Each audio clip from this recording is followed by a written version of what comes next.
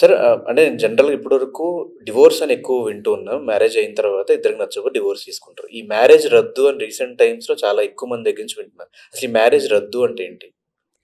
ఇప్పుడు మనకు పూర్వకాలంలో ఏందంటే మనకు మ్యారేజ్ జరిగిన తర్వాత ఇద్దరు కలిసి ఉండలేని పరిస్థితి ఉన్నప్పుడు ఏంటంటే వాళ్ళు డైవర్స్ అప్లై చేసుకుంటుండే. ఓకే. సో ఇప్పుడు ఈ జనరేషన్కి వచ్చారికి ఏమవుతుంది అంటే మనకు మ్యారేజ్ జరిగేటప్పుడు అబద్ధాలు ఆడి మ్యారేజ్ చేసినా, లేకపోతే రోగాలు దాచిపెట్టి మ్యారేజ్ చేసినా, లేకపోతే అండు ఇన్ఫ్లుయెన్స్ అంటాం, అంటే ప్రలోభ పెట్టి నువ్వు నన్ను పెళ్లి చేసుకుంటే నీకు అది చేస్తా అని ప్రలోభ పెట్టో, బెదిరించో, భయపెట్టో ఈ రకంగా ఈ మ్యారేజ్ చేసుకున్నప్పుడు మ్యారేజ్ తర్వాత మనం వెళ్ళి ఓ పలానా వ్యక్తి నన్ను బెదిరించడం ద్వారా పెళ్లి చేసుకున్నా కాబట్టి దీన్ని రద్దు చేయండి అంటే మమ్మల్ని మా ఇద్దరిని భార్యాభర్తల కింద గుర్తించొద్దు ఓకే అనేది మ్యారేజ్ రద్దు చేయడం అంటారు. దాన్ని అనల్మెంట్ ఆఫ్ మ్యారేజ్ అంటాం. దాన్ని హిందూ మ్యారేజ్ యాక్ట్లో అనల్మెంట్ ఆఫ్ మ్యారేజ్ అంటాం. దాన్ని సెక్షన్ 12 చెప్తుంది దీని గురించి. అంటే జరుగుతున్న మ్యారేజ్లలో మోసాలు చేసి మ్యారేజ్ చేసుకున్నా. ఎక్కువ ఏ మోసాలు జరుగుతుంటాయి? ఆస్తులు ఉన్నాయని, జాబ్లకు సంబంధించి, రోగాలు దాచిపెట్టి, ఎఫైర్స్ దాచిపెట్టి, ఓకే, పెళ్ళికి ముందు ఎఫైర్స్ ఉంటాయి దాచిపెట్టి, తర్వాత కట్ చేస్తే ఇంతకుముందు పెళ్ళై ఉంటుంది చెప్పకుండా ఈ పెళ్ళి చేసేస్తారు. డివోర్స్ కూడా అవే కదా సార్ కేసెస్? ఏవి? డివోర్స్ కేసెస్ కూడా అలాగే వస్తాయి కదా? డైవర్స్ కేసు అదే అంటున్నా. డైవర్స్ కేసు అంటేనేమో డైవర్స్కి అనల్మెంట్కి తేడా ఏంది అంటే ఏంటంటే డైవర్స్ కేసు అంటేనేమో నువ్వు పెళ్ళిని యాక్సెప్ట్ చేస్తూ ఆమె నా భార్యనే అని చెప్తావు. నువ్వు ఆమె నా భార్యనే, ఆమెతో నేను కలిసి ఉండలేను, నాకు డైవర్స్ ఇవ్వని అడుగుతావు నువ్వు డైవర్స్లో. అనల్మెంట్ ఆఫ్ మ్యారేజ్లో ఏమంటావు? నన్ను మోసం చేసో దొంగతనం చేసో పెళ్లి చేసుకుంది కాబట్టి ఈమె నా భార్య కాదు, ఈమె నా భార్య కింద గుర్తించొద్దు అంటావు. అదే అనల్మెంట్ ఆఫ్ మ్యారేజ్. సో ఇప్పుడు అనల్మెంట్ ఆఫ్ మ్యారేజ్లో నువ్వు ఒక వ్యక్తి పెళ్ళైన తర్వాత భార్య కాదని ఎప్పుడు చెప్తావు? నిన్ను మోసం చేస్తే చెప్తావు నువ్వు జనరల్గా.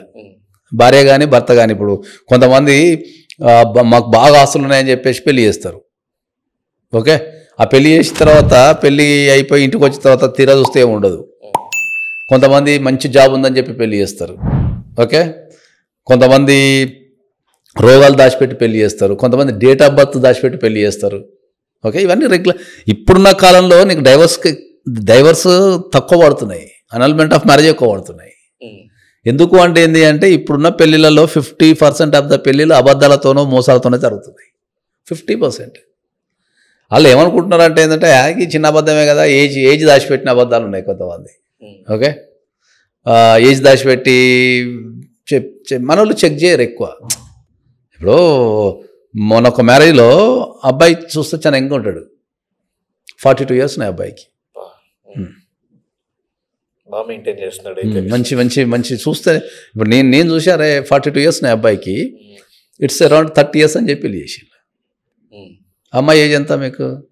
26 సంవత్సరాలు. 26 సంవత్సరాలు అమ్మాయి.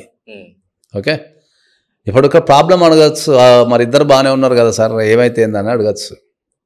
ఇప్పుడున్న జనరేషన్లో అతిపెద్ద ప్రాబ్లం ఏంటంటే జనరేషన్ గ్యాప్. ఒకప్పుడు జనరేషన్ గ్యాప్ ఒక 40-50 సంవత్సరాల క్రితం 15 years ఉంటుండే. అంటే ఒక 15 years ఏజ్ ఉన్నాడు కూడా ఒక జనరేషన్ అందుకుంటుండే. ఇప్పుడు జనరేషన్గా 5 years. అంటే ఒక 5 years జనరేషన్ మారుతుంది. ఆలోచన విధానం మారుతుంది, జనరేషన్ మారుతుంది, లివింగ్ స్టైల్ మారుతుంది, అన్నీ మారుతాయి 5 yearsకి. ఇప్పుడు 42 years ఉన్న ఒక వ్యక్తి ఇప్పుడున్న జనరేషన్లో 26 అమ్మాయిని పెళ్లి చేసుకుంటే దగ్గర 16 సంవత్సరాలు డిఫరెన్స్. ఎట్లా యాక్సెప్ట్ చేస్తారు? అట్లా ఇప్పుడు పెళ్లి చేసుకున్న తర్వాత మంచిగా చూసుకుంటే అడవాడు అడగలే అనుకున్నారు, అది బయటపడిపోతుంది. కొంతమంది బట్టతలను దాచి పెళ్లి చేసుకుంటారు. ఓకే, కొంతమంది రోగాలు దాచి పెళ్లి చేసుకుంటారు. చాలామందికి అబ్బాయిలకు అమ్మాయిలకి ఇప్పుడున్న జనరేషన్లో చాలామందికి ఫెర్టిలిటీ ప్రాబ్లమ్స్ ఉన్నాయి, సెక్షువల్ ప్రాబ్లమ్స్ ఉన్నాయి, హై డోస్ ఆఫ్ ఆల్కహాల్ తాగటము, సిగరెట్లు తాగటము, ఫుడ్ హ్యాబిట్స్ మంచిగా లేకపోవటము, వీటి వల్ల చాలామందికి అబ్బాయిలకైనా అమ్మాయిలకైనా సెక్షువల్ సామర్థ్యం తక్కువ ఉండటం, ఇట్లాంటి చాలా సమస్యలు ఉన్నాయి. చాలామంది మీకు ఇంపార్టెన్స్ ఉంది, అబ్బాయిలకు చాలామందికి ఇంపార్టెన్స్ ఉంది ఇప్పుడున్న జనరేషన్ వాళ్ళకి. ఎందుకంటే ఫుడ్ హ్యాబిట్స్ కానీ స్లీపింగ్ హ్యాబిట్స్ కానీ కట్ చేస్తే మీకు ఎక్సర్సైజ్ కానీ స్ట్రెస్ లెవెల్స్ కానీ విపరీతంగా ఉన్నాయి ఇప్పుడున్న జనరేషన్లో. కాబట్టి అట్లా ఇంపార్టెన్స్ ఉంది. అమ్మాయిలకు వచ్చేసి లైంగికంగా ఆసక్తి లేకపోవటం ఉంది. వాళ్ళు అంటే సెక్షువల్గా పెద్ద ఇంట్రెస్ట్ చూపించారు వాళ్ళు. ఏదో పెళ్లి చేసుకున్నట్టే పెళ్లి చేసుకున్న 3 ఉన్నట్టే 3 అని తిరుగుతుంటారు. దానికి కూడా డివోర్స్లు. మరి ఇప్పుడు మ్యారేజ్ అంటేనే సెక్షువల్ కదా. ఇప్పుడు మీకు చాలా జడ్జిమెంట్స్ ఉన్నాయి. భార్య సెక్స్కి అనుమతించడం లేదు అని చెప్పి జడ్జిమెంట్స్ చాలా ఉన్నాయి, డైవర్స్ ఇవ్వచ్చు అని. భర్త కూడా సెక్సువల్గా పాల్గొనటం లేదు అని చెప్పి నాకు డైవర్స్ కావాలనే జడ్జిమెంట్స్ కూడా ఉన్నాయి. సో ఈ ప్రపంచంలో ఏ రిలేషన్షిప్కి లేని అందము పెళ్ళికి ఎందుకు ఉంది అంటే ఏంటంటే ఈ భూప్రపంచంలో మొత్తం సెక్స్ పాల్గొనేది పెళ్ళి అనేది అంతనే కదా. ఇంకా వేరే రిలేషన్ పాల్గొనట్లేదు కదా లీగల్గా. మనం లీగల్గా మాట్లాడుతాంలేము. ఇంకా ఏ రిలేషన్ ఫిజికల్ అట్రాక్షన్ ఉంటుంది కదా. సో మరి అట్లాంటి మ్యారేజ్లలో నీకు సెక్షువల్ లైఫే చక్కగా లేకపోతే నీకు మ్యారేజ్ని ఎవరు యాక్సెప్ట్ చేస్తారు? చాలామంది కాలేజీలలో లేచిపోయి పెళ్లి చేసుకుంటుంటారు అబ్బాయిలు అమ్మాయిలు. ఇంట్లో తల్లిదండ్రులు పట్టుకొచ్చి ఎత్తేసి వాళ్ళకి ఎవరు తెలియకుండా డైవర్స్ ఇప్పించేస్తారు. తర్వాత ఎవరు తెలియకుండా మళ్ళీ పెళ్లి చేస్తారు.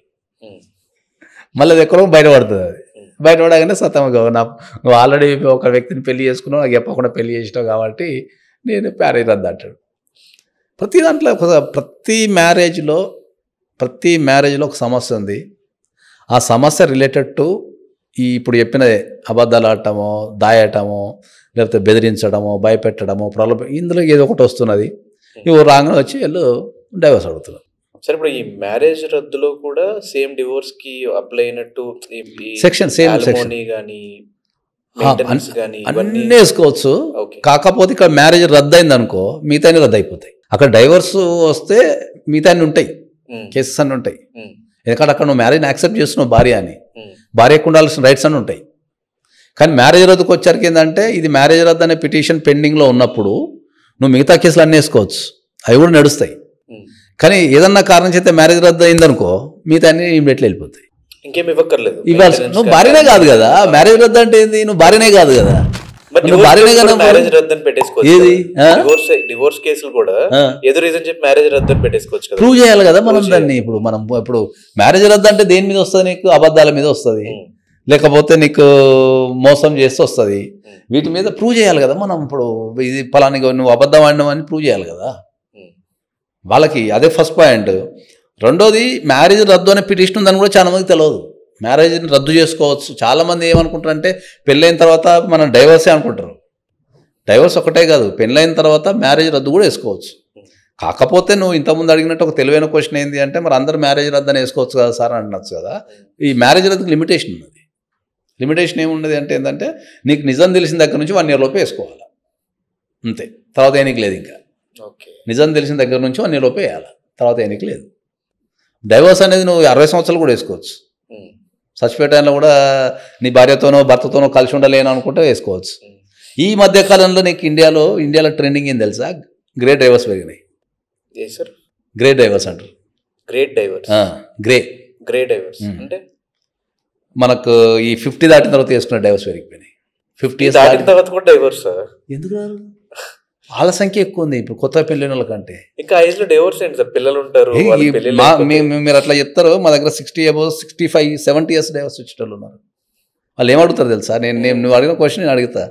సార్ ఆల్రెడీ మీకు ఒక 60 years మీరు గడిపారు, పిల్లలు పెద్దోళ్ళు అయిపోయారు, వెల్ సెటిల్డ్ ఉన్నారు కదా అని చెప్తే ఈ 40 సంవత్సరాలు పడ్డ కష్టం చాలు సార్, ఇప్పుడు చచ్చిపోయేటప్పుడు ఒంటరిగా ప్రశాంతంగా చచ్చిపోవాలనుకుంటా అంటే డైలాగ్. అటాచ్మెంట్ లేకుండా ప్రశాంతంగా చచ్చిపోవాలనుకుంటా సార్, చచ్చిపోయేటప్పుడు అన్న ప్రశాంతత కావాలి సార్ అంటారు. ఎన్ని ఉంటాయి అట్లాంటి కేసెస్ మీరు డీల్ చేసి? బాగా పెరుగుతున్నాయి డైవర్స్ అవి.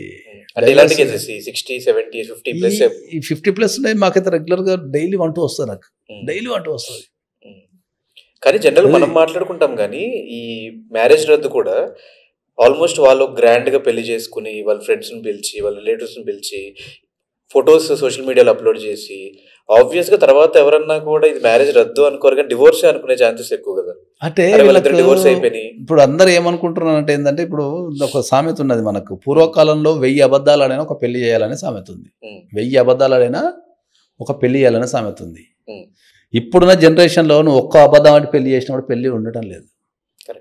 పెళ్లి ఉండటం లేదు, అసలు ఉండటం లేదు. మరి మీరు ఇంకోటి అడగచ్చు, మరి పూర్వకాలంలో ఇప్పటికి తేడా ఏముంది సార్ అని. పూర్వకాలంలో 1000 అబద్ధాలు ఆడి పెళ్లి చేసిన సమాజం సహకరిస్తుంది అందరికీ. ఓకే, ఎందుకంటే ప్రతి మనిషిలో ఒక లోపం ఉంటుంది.